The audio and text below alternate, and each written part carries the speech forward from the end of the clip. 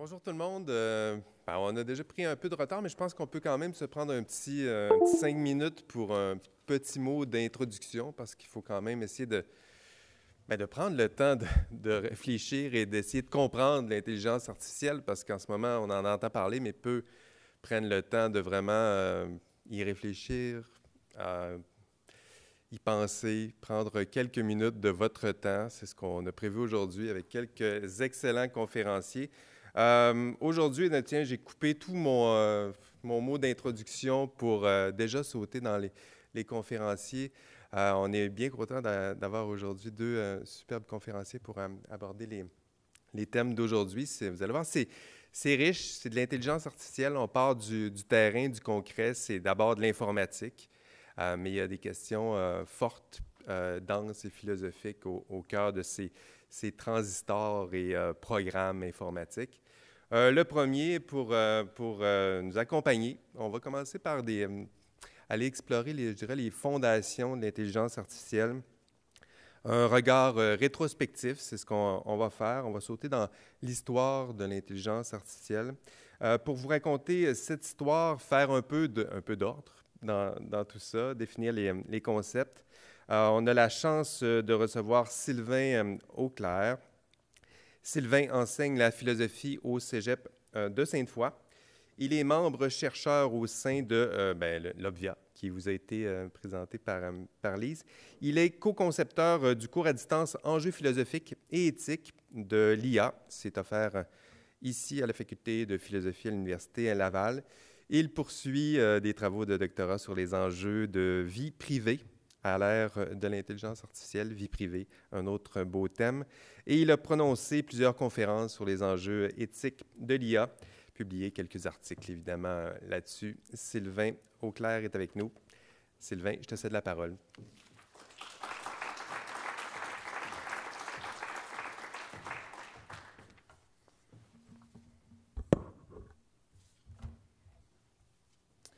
Alors, merci Jean-François. Je remercie le comité organisateur pour l'invitation. C'est pour moi réellement un privilège de faire une présentation dans cette demi-journée sur l'intelligence artificielle. Je commencerai par une question à l'auditoire. En levant la main, quels sont ceux et celles qui ont interagi avec une intelligence artificielle au cours de la dernière semaine? Maintenant, au cours de la dernière semaine, quels sont ceux et celles qui ont interagi avec Spotify, Netflix, qui ont utilisé la reconnaissance faciale pour ouvrir leur téléphone, qui ont utilisé la traduction automatique, qui ont posé une question à ChatGPT, qui ont utilisé un réseau social, qui ont activé le filtre de courriel sur leur courriel pour réception de courriel. Maintenant, en levant la main. Les résultats vont dans le sens des résultats que l'Académie de transformation numérique a publiés, à l'effet que plus de la moitié, 56% des internautes adultes du Québec ont de la difficulté à déterminer si une technologie de la vie quotidienne repose sur l'IA. Donc, l'IA est plus présente des fois qu'on pense. Donc, vous êtes peut-être plus allumés, mais quand je pose la question dans d'autres conférences aux étudiants, ils n'ont pas l'impression que l'IA est si présente que ça. Ils l'utilisent sans le savoir. Et l'enquête rapporte aussi que seulement un internaute sur 10 estime avoir une bonne connaissance de l'IA. Donc, par ailleurs, ceux qui l'utilisent ont de la difficulté à pouvoir l'expliquer. Et pourtant, plusieurs rapports publiés récemment, entre autres le rapport de la Commission en éthique, sciences et technologies, présidé par Luc Bégin, et il va nous parler de la CSST tout à l'heure, et entre autres, le rapport de l'UNESCO affirme que le développement de la technologie numérique a généré une demande urgente de compétences pour en saisir les opportunités et les risques. Et justement, la pertinence de telles occasions de réflexion, d'échange, comme c'est le cas de la demi-journée d'aujourd'hui.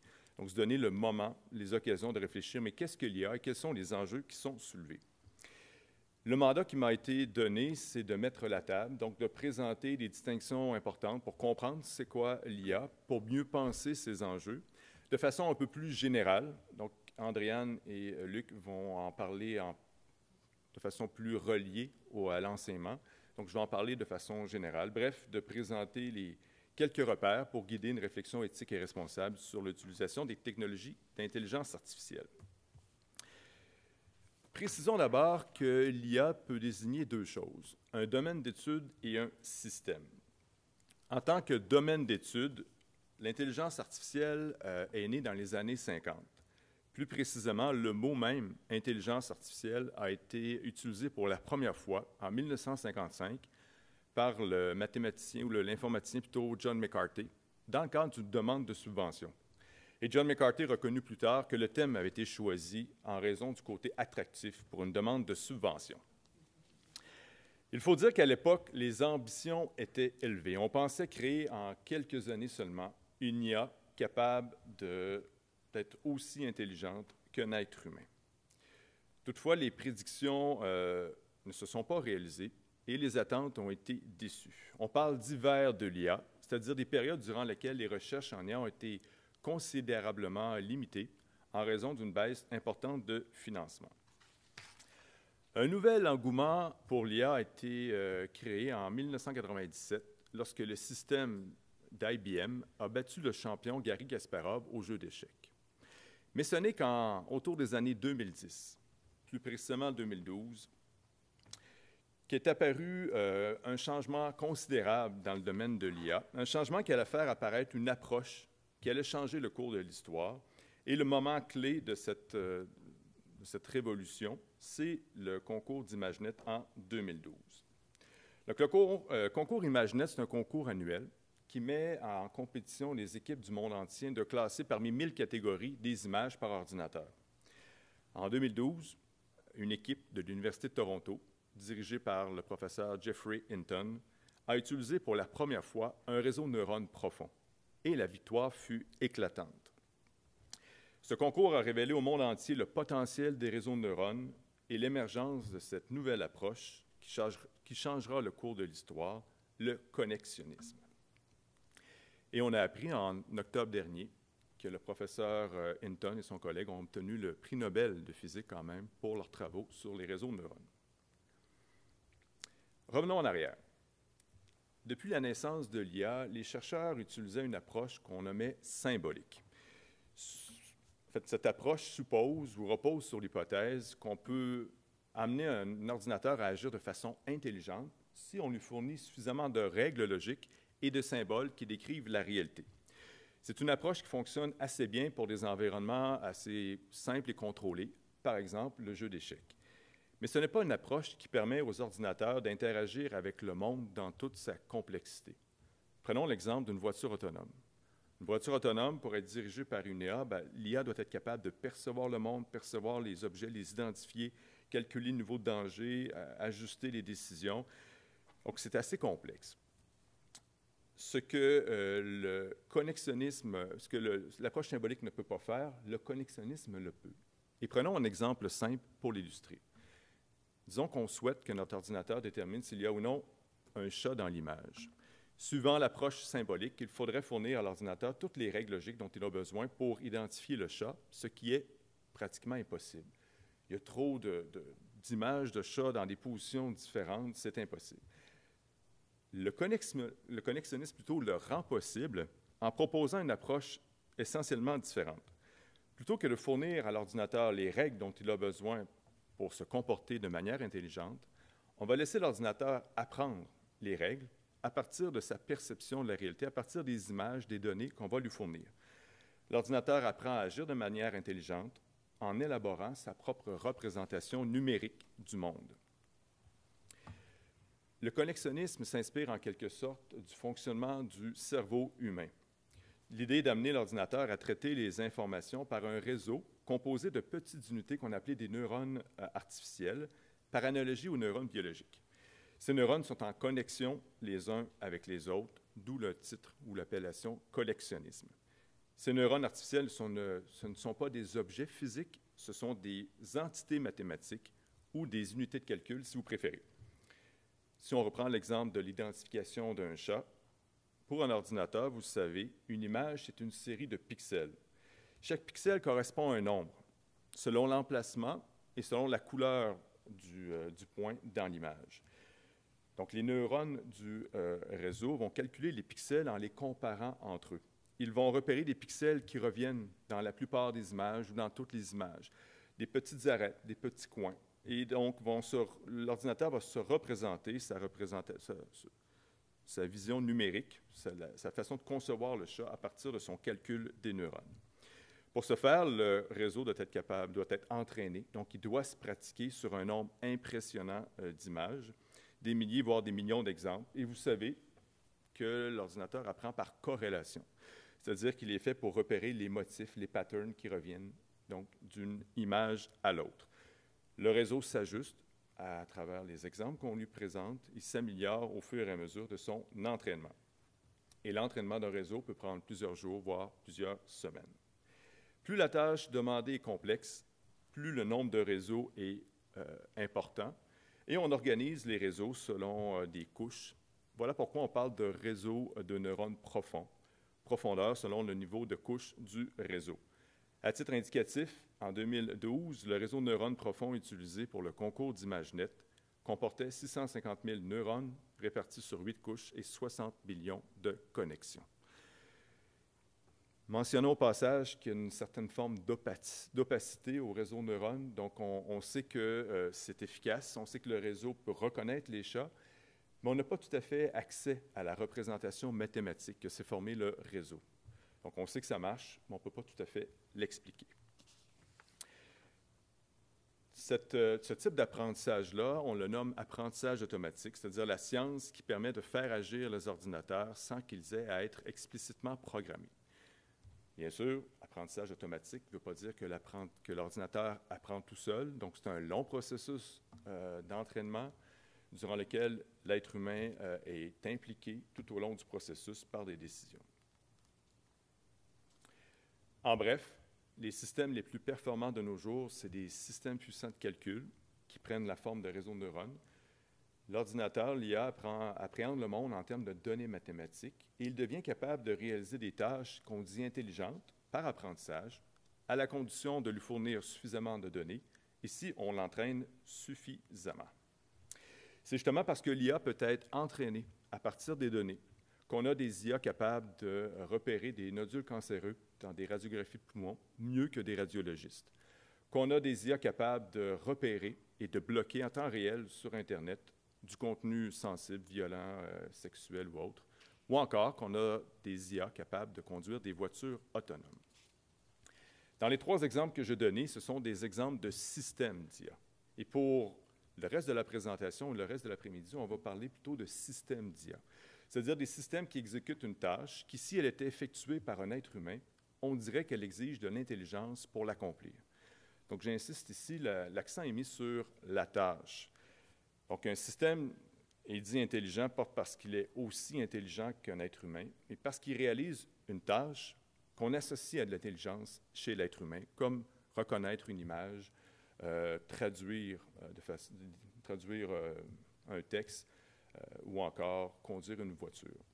Précisons aussi que l'IA, ce n'est pas une chose homogène. Il n'y a pas une IA, mais une multitude de systèmes d'IA qui accomplissent chacun une tâche. Et justement, Andréane va parler en éducation des multiples applications qui existent. Donc, il y a plein de systèmes selon les tâches à accomplir. Et même dans une voiture autonome, ce n'est pas un système qui conduit la voiture, mais une combinaison de systèmes d'IA qui interagissent les uns avec les autres. Les IA actuelles, donc, c'est la combinaison de 3 principales contributions. Donc, puissance de calcul des ordinateurs, des données en quantité importante et une nouvelle approche, le connexionnisme. Et je trouve que Cédric Villani explique le bien dans le rapport qu'il a publié il y a quelques années, destiné au gouvernement français, le rôle de l'IA aujourd'hui. Donc, l'intelligence artificielle n'est plus seulement un programme de recherche confiné au laboratoire ou à une application précise. Elle va devenir une des clés du monde à venir. En effet, nous sommes dans un monde numérique, de plus en plus de part en part, un monde de données. Ces données sont au cœur du fonctionnement des intelligences artificielles actuelles. Dans ce monde-là qui est désormais le nôtre, ces technologies représentent beaucoup plus qu'un programme de recherche. Elles déterminent notre capacité à organiser les connaissances, à leur donner un sens, à augmenter nos facultés de prise de décision et de contrôle des systèmes, et notamment à tirer de la valeur des données. L'intelligence artificielle est donc une des clés du pouvoir de demain dans un monde numérique. Et le monde qui est le nôtre sera de plus en plus numérique. Donc, il est estimé que le nombre de données va continuellement exploser et donc de plus en plus de données à traiter par l'intelligence artificielle. Un des champs, une des branches, une des applications de l'intelligence artificielle qui est en constante exponentiation, qui explose, c'est l'analyse prédictive. L'IA est non seulement capable de découvrir des corrélations dans les données, mais peut s'en servir pour formuler des prédictions pour le futur. Et c'est le cas dans plein de domaines, dans les transports, en environnement, en médecine, dans les assurances, etc. Par exemple, on peut fournir à l'IA des données sur les tornades, donc tous les éléments, les données sur la météo, la semaine qui a précédé une tornade. On peut entraîner donc un système à reconnaître de façon les signes d'une tornade et donc de prédire des tornades pour le futur. Donc, c'est très utile pour prédire. Et un des domaines, c'est la médecine, bien sûr, où on estime, on parle même de médecine prédictive, où on pourrait de plus en plus prédire l'avènement d'arrêt cardiaque ou de cancer ou de maladie, donc l'évolution de maladie à partir ou avec l'IA et à partir des données dont on dispose. Un exemple, un des projets ici auxquels j'ai collaboré à l'Université Laval, c'est un projet en polypharmacie. On a beaucoup de données au Québec sur la prise de médicaments par les personnes, en particulier les aînés, qui peuvent prendre jusqu'à 10 et 15 médicaments en combinaison. C'est très difficile pour l'être humain de calculer, de voir les combinaisons de médicaments qui peuvent être néfastes ou bénéfiques pour l'être humain. Donc, l'IA, c'est sa force. Donc, le projet de recherche utilisait l'IA pour essayer de prédire quelles étaient les combinaisons de médicaments souhaitables ou avec des effets indésirables. Une autre branche, bien sûr, vous le devinez, qui a explosé ces dernières années, ces derniers mois, c'est l'IA générative. Générative de texte, d'images, de vidéos. On est quand même, donc on s'inscrit toujours dans les réseaux de neurones parce que les transformateurs qui sont utilisés, entre autres pour ChatGPT, c'est des réseaux de neurones. Transformateur, c'est un réseau de neurones particulier. Donc, il est fait pour prédire le mot qui suit. D'ailleurs, GPT veut dire transformateur génératif pré-entraîné, chat, agent conversationnel. Donc, c'est un peu comme jouer à une dictée trouée. Donc, on a entraîné l'ordinateur à dire bien, quel est le mot le plus probable qui suit à partir des mots qu'on lui a donnés. Donc, il y a certaines combinaisons qui sont plus probables que d'autres. Puis l'ordinateur, j'ai dit tout à l'heure, se représente le monde en données numériques. C'est la même chose pour le langage. Les mots, pour l'ordinateur, ce sont des tokens. En anglais, là, en français, c'est des jetons. Il n'y a personne qui parle de jetons. On va parler de tokens. Un token, c'est un mot ou des parties de mots. Simplifions, un token, c'est un mot. Ce que va faire l'ordinateur, c'est à partir de toutes les données, le corpus qu'on va lui transmettre, va calculer les combinaisons de tokens. Donc, tel mot, tel token qui arrive avec tel autre, etc. Et donc, va faire son calcul de probabilité. Et c'est comme ça donc qu'il peut se représenter le lien entre les mots. C'est très complexe et on dit même que les mots, chaque token serait placé dans une matrice à 12 000 dimensions. C'est vraiment complexe là, pour l'être humain à comprendre. C'est toujours le même principe. On appréhende le monde de façon numérique. On lui fournit une quantité impressionnante de données et l'ordinateur, par un calcul complexe, sophistiqué, en vient à agir, ici, produire des mots, le plus vraisemblable, donc qui semblent intelligents comme comportement.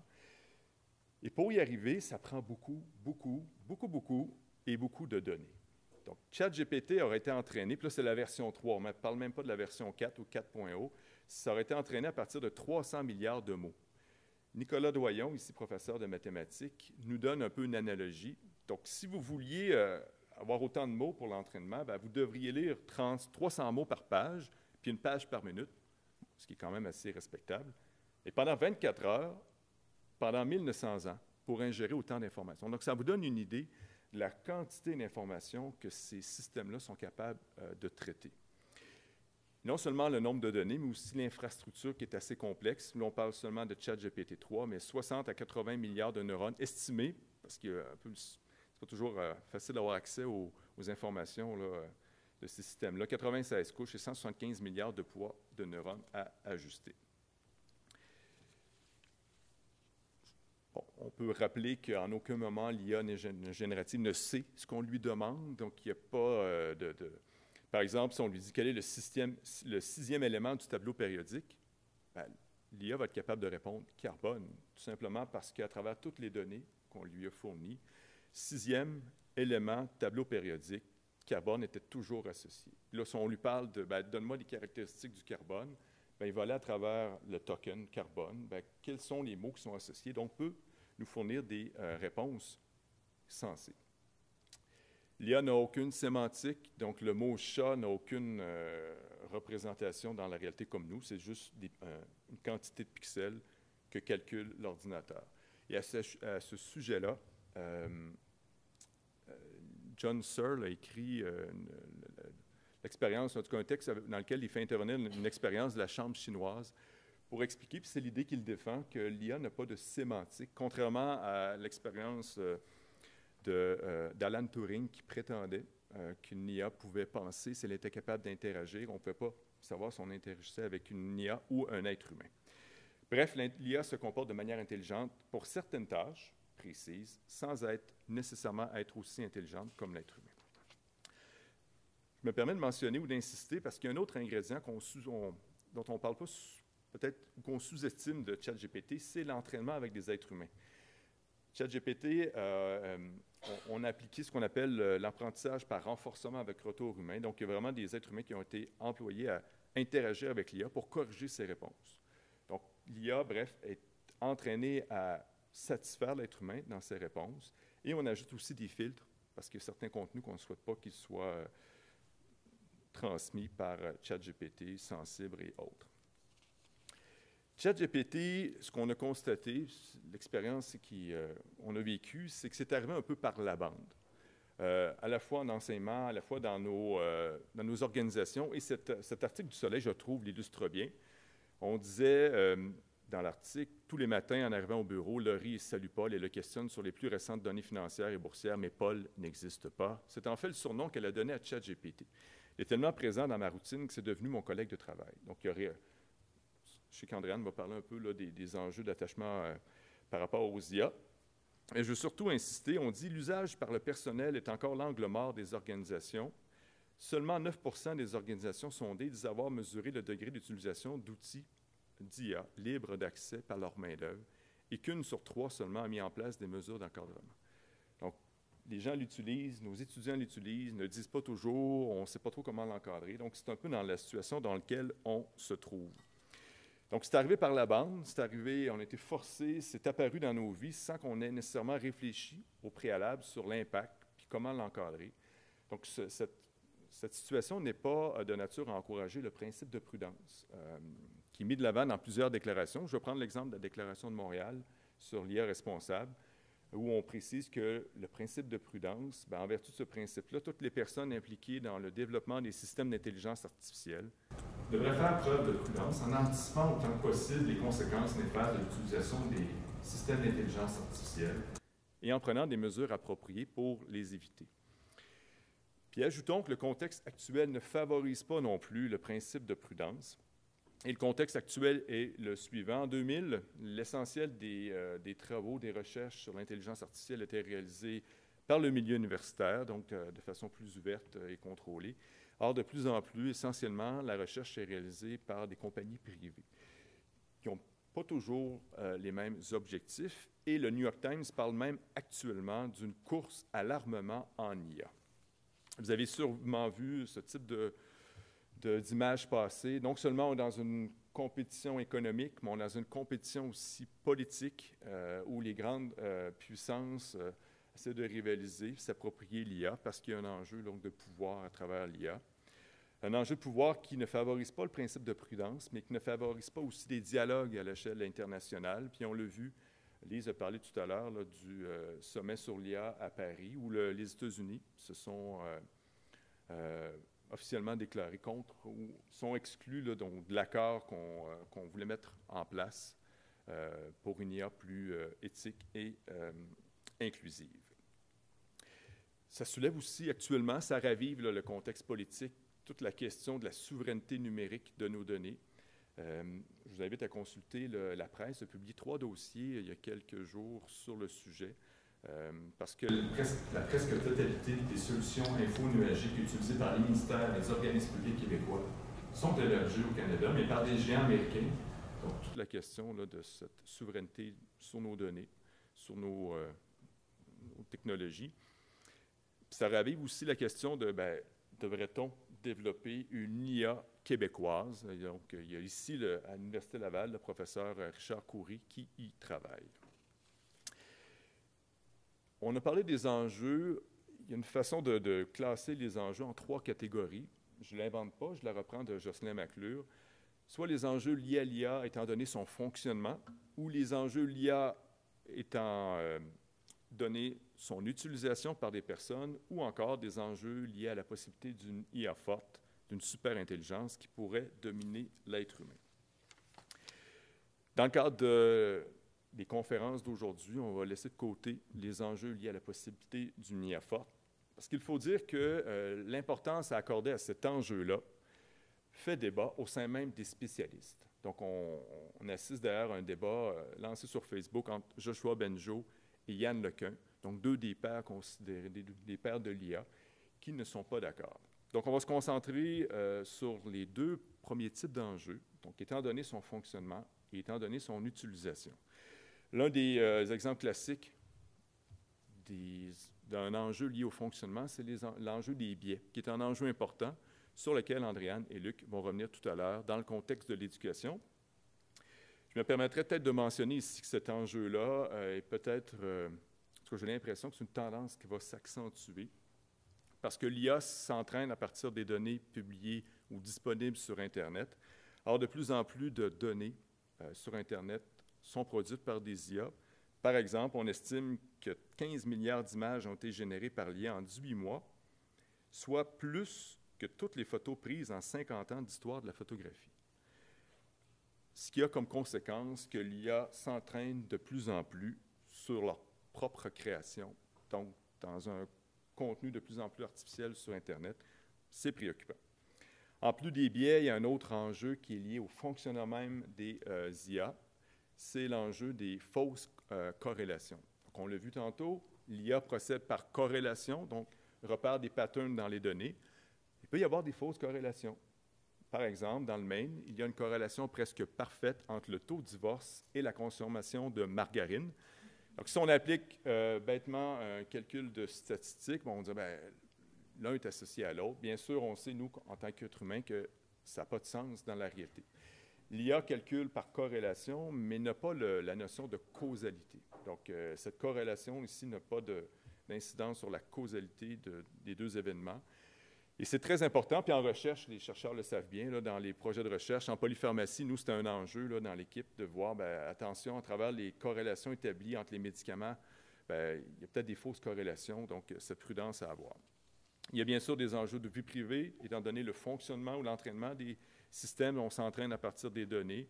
On a appris que des médias canadiens se sont unis et poursuivent OpenAI, qui est derrière ChatGPT, Radio-Canada, Globe and Mail et autres, parce que la compagnie a utilisé, sans leur consentement, sans les payer, leur contenu en ligne.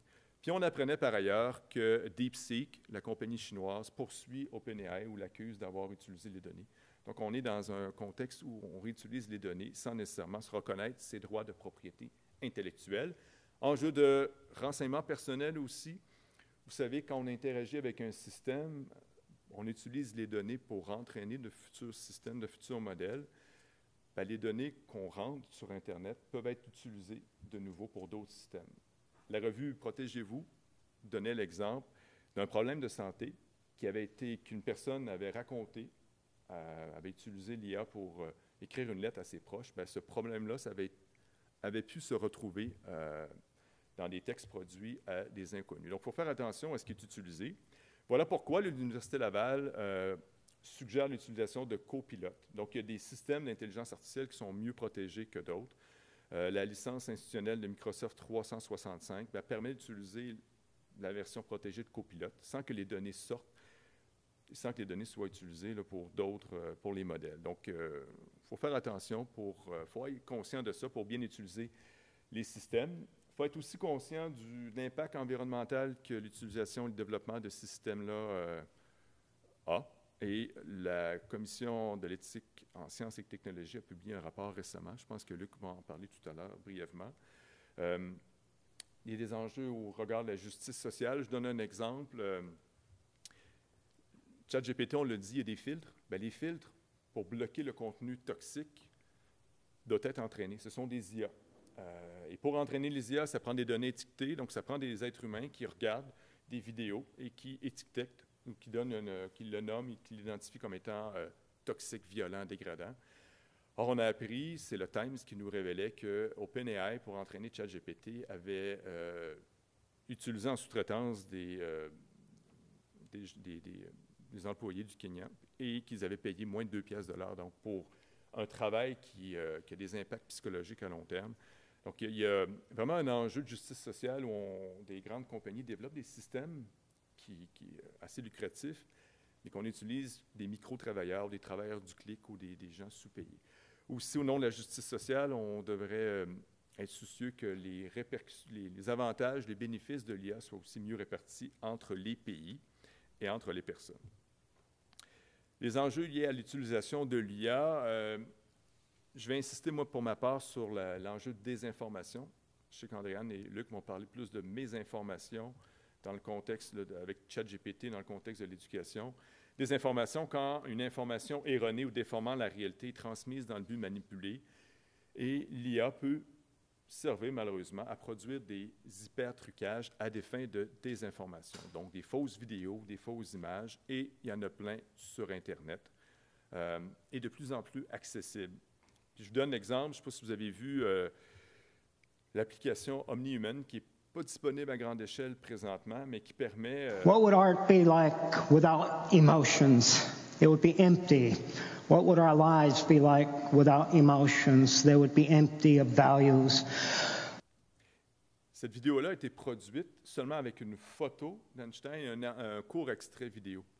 Donc, on a vraiment maintenant, on peut facilement créer des vidéos qui donnent l'impression d'être réelles, mais à partir de quelques informations. Donc, on est assez avancé. D'où la question, est-ce que de telles applications devraient être disponibles au grand public?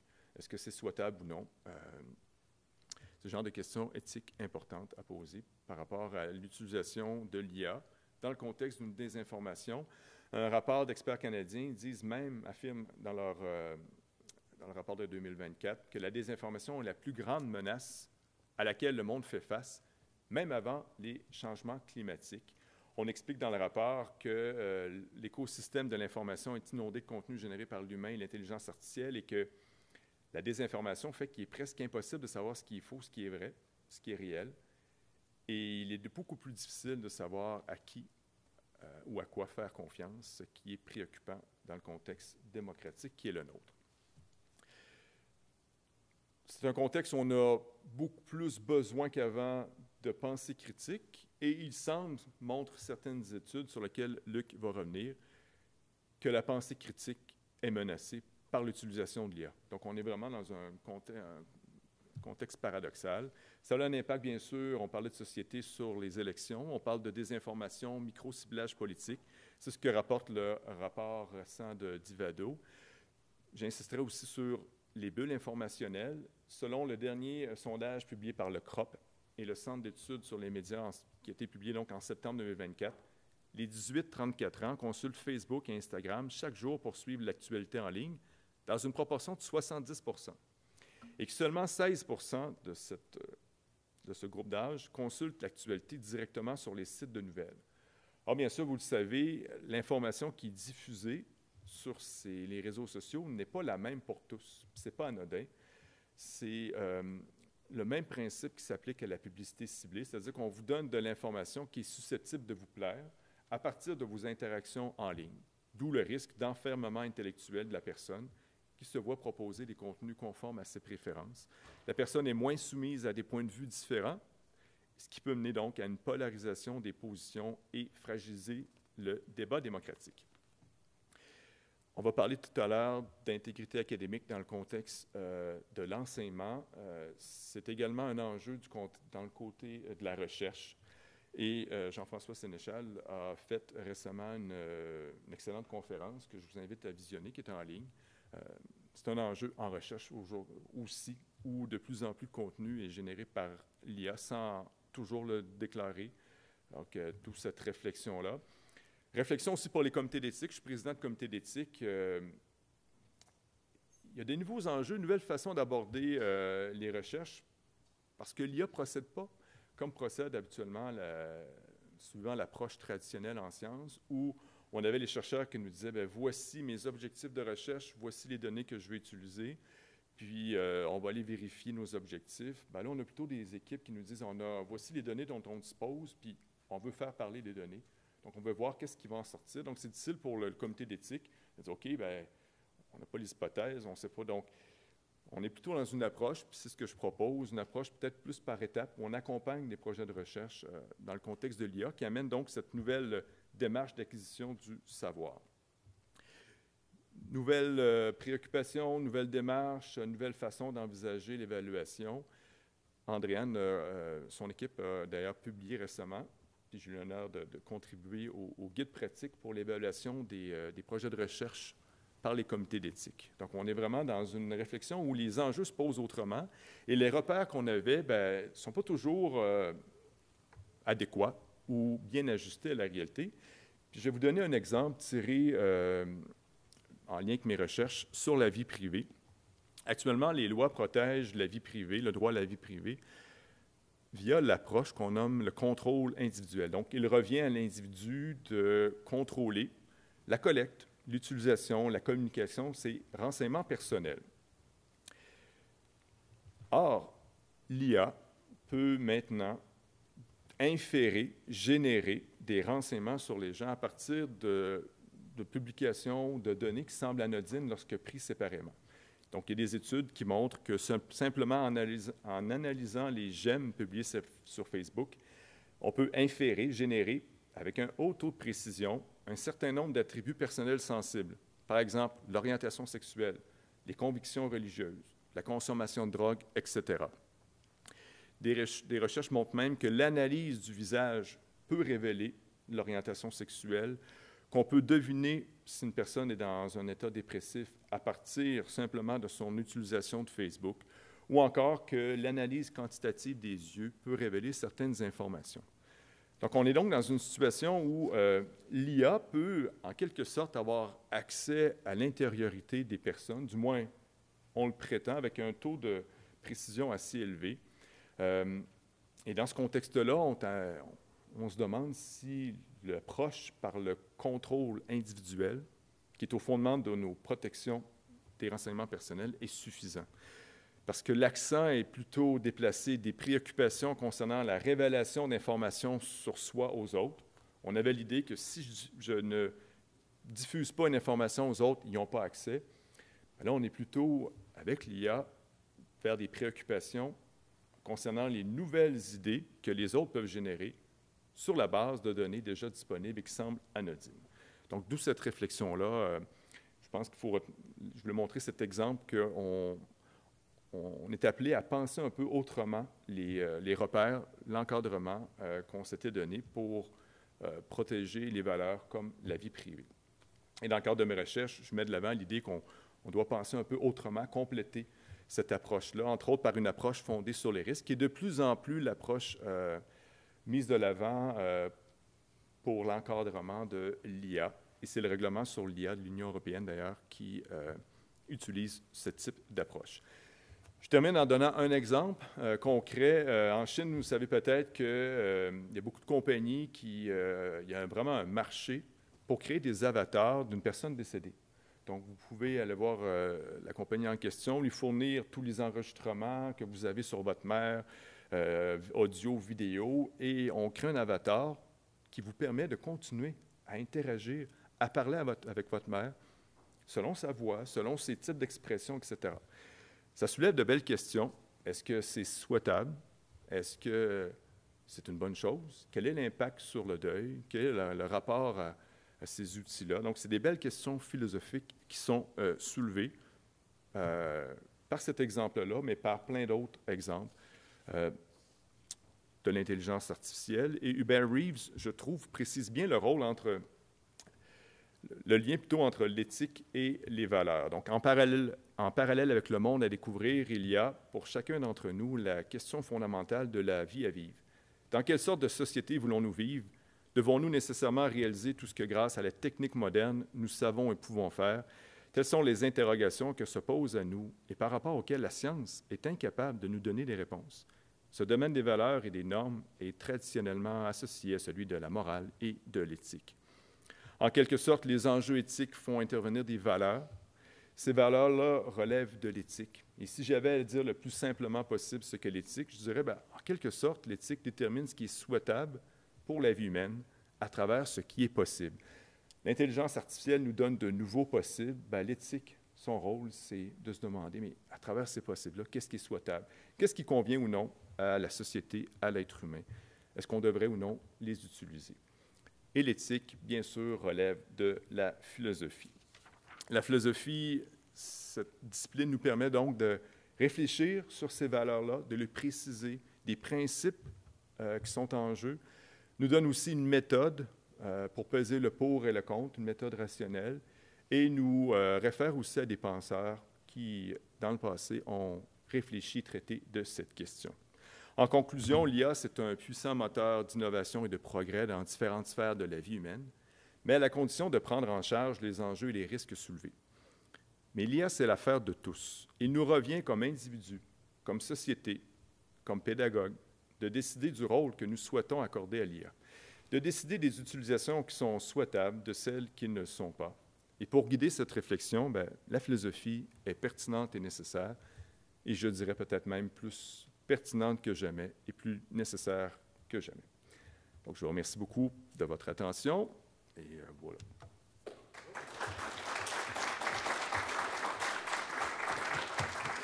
Merci Sylvain. On va prendre quelques questions dans la salle. Moi, pendant que ça vous met sur la sellette rapidement, je vais en poser peut-être une, Sylvain. J'aimerais que tu reviennes sur... Tu as fait d'abord très beau portrait global, structurant de ce qu'est le champ de l'intelligence artificielle en ce moment. Quand tu parlais des enjeux, parce que souvent on se concentre sur les enjeux liés aux utilisations, tu expliquais bien les enjeux liés à l'intelligence artificielle en soi. Tu as parlé de toutes sortes d'enjeux, les enjeux environnementaux. J'aimerais t'entendre sur les enjeux liés aux droits d'auteur, parce que je trouve que l'exemple que tu donnais avec les images de chats, je pense que ça nous permet de bien comprendre. Là. On donne des images de chats, puis à la fin, il sait c'est quoi un chat. Mais si on donne des images qui sont protégées par le droit d'auteur, on a vu l'exemple il y a 2-3 semaines avec les images de Miyazaki, les films du studio Ghibli. Cet enjeu-là, l'outil en soi, avant même qu'on utilise ChatGPT, on lui donne du contenu, des textes, des vidéos, des images qui peuvent être protégées par le droit d'auteur. J'aimerais savoir ce que tu penses de tout ça. Oui. On a donc des images ou des textes, puis l'exemple on peut donner l'exemple des médias dont j'ai parlé, canadiens. On a des journalistes qui produisent du contenu. Puis normalement, quand on utilise le contenu, on cite l'auteur, puis ces auteurs-là donc, sont rémunérés pour le contenu qu'ils développent. On a donc des systèmes, des compagnies qui utilisent ce contenu-là sans le mentionner, sans donc donner aussi un montant, puis des compagnies qui font quand même beaucoup de sous. C'est la même chose pour les images. Donc, on a des artistes, puis c'est souhaitable sur le web, c'est une façon de se faire connaître, de diffuser. Il y avait cet accord-là que si on utilise les images, on le reconnaît, puis si il y a des droits d'auteur, on paie pour ça. Actuellement, c'est comme si, il y a une barrière qui a été sautée. On utilise ces images-là sans... et ce n'est pas souhaitable parce que finalement, au total, c'est ces auteurs-là qui perdent un peu de revenus aussi, puis que toute la création humaine là, qui est appelée à être menacée. Même chose pour les médias, même chose pour les artistes. On apprenait récemment que Spotify utilise comme des pistes d'écoute là, sur de la musique d'ambiance qui était créée par des humains. Et là, Spotify a dit, ce type de contenu-là, l'IA peut être avec du bon contenu. Donc, de plus en plus, on utilise l'IA pour créer ce contenu-là. C'est beaucoup plus lucratif. mais on n'a pas baissé les prix pour l'utiliser. Donc, on se retrouve dans une situation où on charge la même chose pour les gens, et c'est plus les créateurs humains, mais l'IA qui produit, sans le dire nécessairement. Puis, moi, je pense qu'encore une fois, c'est les créateurs humains qui en paient le prix. Ouais, c'est ça. Je pense que ce n'est pas notre avantage comme société humaine aussi, de toute cette créativité-là qui se perd à tout niveau. Merci, merci Sylvain. Une question derrière. Tiens, il y a un micro qui arrive. On va vous donner un autre micro. Nous serons deux. Allô? Oh. Je ne sais pas comment je vais formuler ça, mais vous avez parlé d'esprit critique. Là, je me disais même avant l'apparition de l'intelligence artificielle, développer l'esprit critique, c'était quelque chose de pas facile à faire. C'est quelque chose qui prend du temps, qui se fait sur le long terme. Et là, est-ce qu'il n'y a pas un risque que déjà, en fait, nos capacités techniques dépassent, mais de loin, le développement de notre esprit critique, et que si on ne réussit pas à venir égaliser un petit peu ces deux tendances-là, ce qui semble aujourd'hui, en tout cas, impossible à faire, ou le rattrapage semble difficile, est-ce qu'on ne se dirige pas vers une ou des catastrophes qui semblent assez inévitables à cause de cette simple dynamique-là entre, disons, retard de l'esprit critique et développement de nos capacités ou utilisation qu'on fait de l'intelligence artificielle? Parce que vous avez insisté sur le fait qu'elle se retrouve un peu partout, dans les réseaux sociaux, dans l'information qu'on consomme, dans les images qu'on crée. Et donc, il semble qu'on l'utilise de plus en plus, que les jeunes l'utilisent de plus en plus, et on pourrait dire que c'est eux, disons, qui n'ont pas nécessairement le plus d'esprit critique, ou en tout cas que ça se développe plus tard. Et donc, il me semble que cette simple dynamique-là nous dirige vers la catastrophe, ou en tout cas nous dirige vers un décalage très, très, très difficile à gérer. C'est peut-être un peu simpliste, mais je trouvais que c'était quand même une clé qui m'aide un peu à penser, ou en tout cas, j'aimerais vous entendre sur ça. De fait, en tant que professeur de philosophie, c'est toujours un souci qu'on a eu de développer la pensée critique chez nos étudiants. C'est pas une tâche facile, puis de tout temps, ça a été le cas, de Socrate jusqu'à, Mais je pense qu'actuellement, il y a un besoin encore plus criant de pensée critique. Puis comme on va le mentionner, puis Luc va y revenir, à travers le besoin qu'on a de développer l'esprit critique, par l'utilisation même de l'intelligence artificielle, on nuit au développement de l'esprit critique. C'est à se demander si, dans le fond, ce n'est pas de l'intelligence artificielle dont on doit craindre, mais plutôt l'appauvrissement ou la perte de l'intelligence humaine.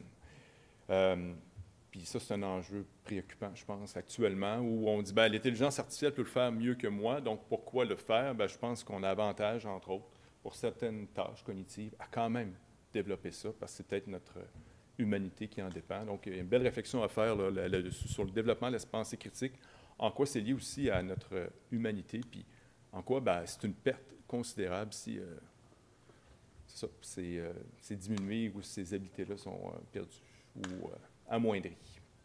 Merci. Ça ne répond peut-être pas à ma question, mais dans le fond, oui, c'est un enjeu actuel. C'est là qu'on est, puis c'est ce qu'on va pouvoir, justement, avec les présentations qui s'en viennent, réfléchir davantage. Ouais. Merci, Sylvain. On va prendre une dernière question. Après, on va continuer notre...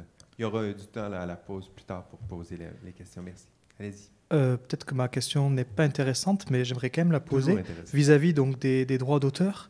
Est-ce que le fonctionnement interne donc et opaque des réseaux neuronaux profonds n'est pas un problème vis-à-vis des droits d'auteur, comme vous l'avez dit? Donc j'ai deux situations. La situation où, par exemple, le contenu est volé et utilisé. Certes, on peut demander des réclamations, mais une fois que la donnée est utilisée dans le réseau neuronal profond, c'est trop tard. On ne peut plus vraiment l'enlever, j'imagine. Donc une question vis-à-vis de ça. Et sinon, une autre situation où même si la donnée est utilisée de façon légale, est-ce qu'on est sûr, est-ce que dans l'utilisation de la donnée, est-ce qu'on sait pourquoi exactement et comment la donnée va être utilisée exactement? Est-ce qu'il n'y aurait pas une forme de complexité, une opacité qui nous permettrait de ne pas savoir si, par exemple, je fais un dessin et j'autorise une IA à l'utiliser, est-ce que je suis sûr que l'IA va l'utiliser de la manière dont je le souhaite? Voilà. C'est une question tout à fait pertinente, intéressante, puis qui, en fait, vous précisez bien le problème. Il y a un enjeu de pouvoir repérer, déceler qu'on accuse d'avoir utilisé une fois qu'ils sont rentrés, c'est dans le système, il a été utilisé pour... Donc, oui, c'est un réel problème. Je n'ai pas de solution à ça. Puis l'utilisation, de fait, aussi, c'est difficile de savoir à l'avance. Puis, alors qu'actuellement, les cadres de protection sont basés sur... On annonce d'avance les fins qu'on utilise, mais avec l'intelligence artificielle, il y a d'autres fins du secondaire qui peuvent être... c'est toujours d'autant plus difficile d'encadrer, de faire le suivi, de fait. Donc, je n'ai pas de réponse, mais vous avez très bien... cerner le problème, là, les doubles aspects, là, à la fois les données utilisées et l'utilisation qu'on en fait par la suite. Merci, Sylvain. Vous avez entendu qu'on avait dépassé notre temps pour cette période-là. Mais quand même pas trop. Pas trop, bravo. Merci encore, Sylvain Auclair.